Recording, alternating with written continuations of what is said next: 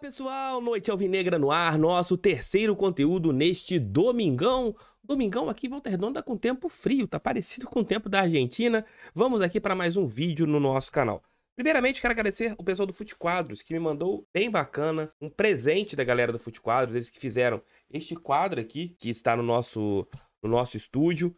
Então, olha só, isso aqui é uma homenagem aos meus ídolos do Botafogo. Garrincha, Newton Santos, Sérgio Manuel, Louco e Jefferson.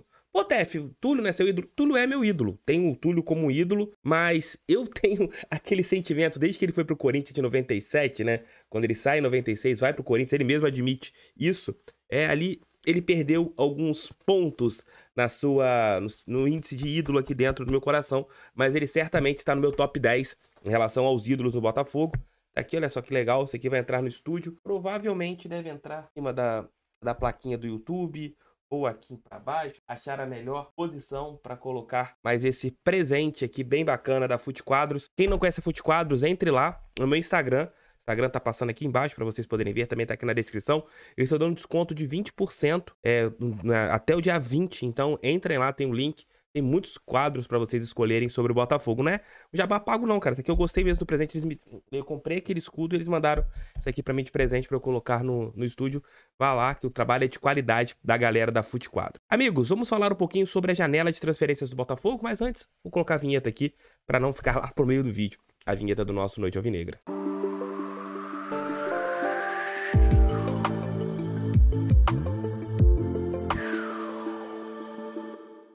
A janela de transferências ainda não está fechada, né? Ela se fecha amanhã e o Botafogo já contratou para esta janela Marçal, Luiz Henrique, Eduardo, Adrielson, Gabriel Pires, Danilo Barbosa, Tiquinho Soares, Jacob Montes e Júnior Santos. Este último ainda não foi anunciado, deve ser amanhã, além do Marlon Freitas, que já está certo para a temporada de 2023, e o Lucas Perry, que também está certo. Este último depende apenas ali de ajustes, né?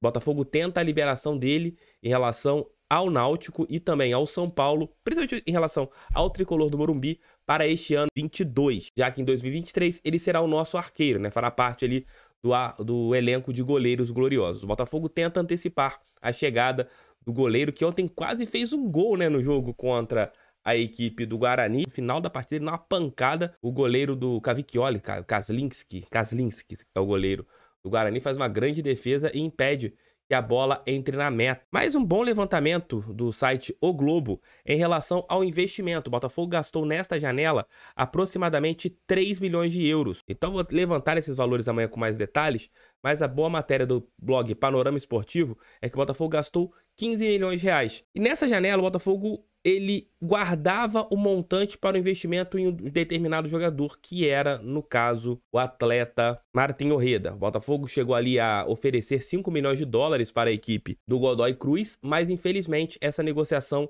ela não teve avanço e com isso o Botafogo economizou, se é que a gente pode colocar assim. Quando a gente olha a respeito deste montante, pensa que o Botafogo gastou pouco, mas muitos desses atletas, eles vieram com salários bem interessantes. Marçal veio com um salário bem significativo, Luiz Henrique veio com salário muito maior do que ele ganhou na primeira passagem pelo Botafogo, o Eduardo veio com salário significativo, o Adrielson veio com salário significativo, o Gabriel Pires veio com salário significativo, o Danilo Barbosa veio com salário significativo, o Tiquinho Soares veio com um grande salário, o Jacob Montes nem tanto, né, veio com salário bem mais baixo, e o Júnior Santos vem com salário também ali bem interessante. Mesmo quando você não gasta com direitos de imagens, em determinados jogadores você tem que cobrir o salário que eles ganham na Europa, ainda mais quando você tem uma disputa. A janela, ela poderia ter sido maior em relação a investimentos, TF? Eu amanhã vou fazer uma análise final na terça-feira aqui no canal, isso aqui é só um spoiler do nosso vídeo de terça-feira.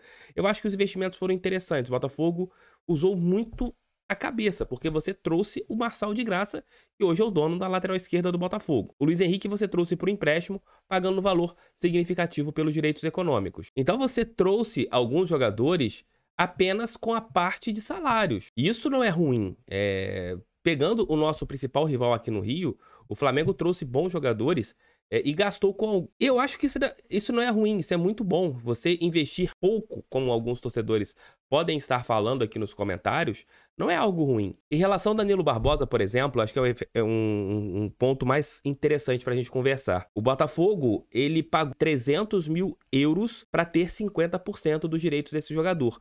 O Palmeiras, no começo do ano, se ele quisesse ficar com o volante, teria que pagar aproximadamente 6,5 milhões de euros. Então o Botafogo conseguiu fazer um grande negócio em relação a esse volante. Foi uma boa contratação. Não é um jogador que neste momento vem para ser titular, mas ele faz parte de um bom plantel, ele que será apresentado oficialmente amanhã à tarde no estádio Newton Santos. Então, a gente vendo o Botafogo, vendo esses movimentos, foi uma janela até certo ponto interessante, o elenco está qualificado, você tem muitos bons jogadores. Existiu a frustração ali por causa do Orreda, acho que seria a cerejinha do bolo nessa janela, mas a equipe do Godoy Cruz não foi honesta com o Botafogo. O Alvinegro tentou fazer de tudo para trazer esse atleta. Janela por janela, o Botafogo pode investir até mais em menos jogadores. Por exemplo, nesse ano a gente poderia ter ali, colocando hipoteticamente, uma abertura de 3, 4 milhões, 2 milhões, 3 milhões na folha salarial, mas você tinha que contratar 6 jogadores, 8 jogadores em uma janela de transferências. Ano que vem, talvez não.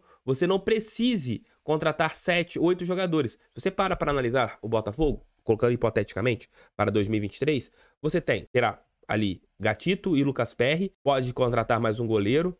Você vai para a lateral direita, você já tem a situação do Rafael, que é jogador pro elenco do ano que vem. Aí tem a situação do Saravia, que tem contrato até o final do ano. O Botafogo tem ali algumas cláusulas de renovação para saber se vale ou não a pena renovar com esse jogador.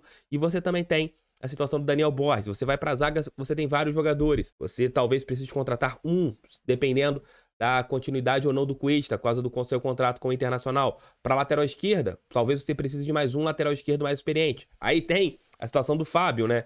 Que ano que vem não deve ficar no Nice e pode vir para o Botafogo. Você teria uma lateral esquerda com Fábio e com Marçal sem ter gasto nenhum centavo. Você vai para o ataque, tem o Tiquinho Soares que chegou. Vamos ver como que ele chega no Botafogo. Se ele der conta do recado, você busca talvez mais um centroavante que seja do seu nível para disputar uma posição. Para as pontas, talvez ano que vem você foque mais em relação ao Martinho Orreda, que tem essa possibilidade da contratação.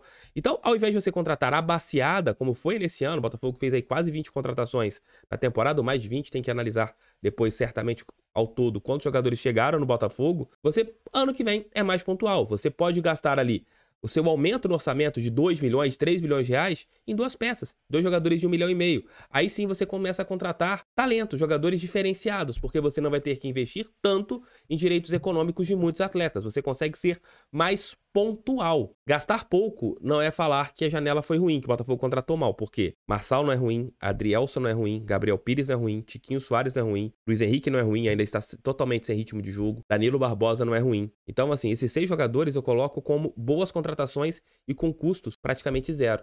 O Botafogo fez muito bem o seu jogo nessa janela de transferências. Eu acho que o Botafogo gastou pouco e trouxe boas peças.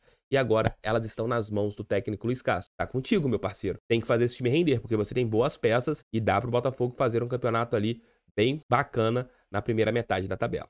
É isso, tamo juntos, fiquem com Deus. Mais tarde, durante a madrugada, volto com o nosso giro de notícias. Um abraço, gente. Beijo, tchau, tchau e fui. Fogo neles, pra cima deles, fogão sempre, fogão. Valeu, fui.